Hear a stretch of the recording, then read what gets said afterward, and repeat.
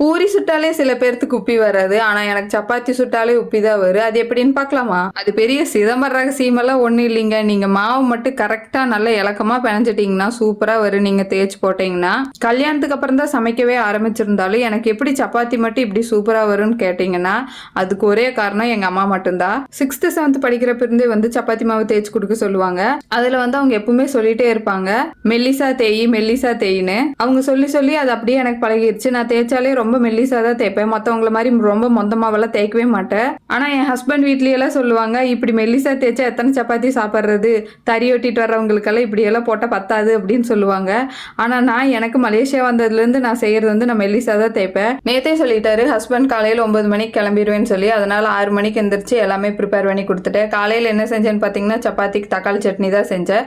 மத்தியானத்துக்கு அவர் fried rice கேட்டார், அதுவும் செஞ்சு கொடுத்துட்டேன். பன்னீர் வாங்கி உங்களுக்கு என்ன பண்ணுறதுன்னு தெரியலன்னு இந்த மாதிரி லைட்டாக எண்ணெயோ நெய்யோ விட்டு உப்பும் பெப்பரும் மட்டும் போட்டு டாஸ் பண்ணி கொடுத்தீங்கன்னா செமையா இருக்கும். சாப்பிட்ற கட்டகாசமா இருக்கும். அவ்வளோதான். நாளைக்கு பார்ப்போமா?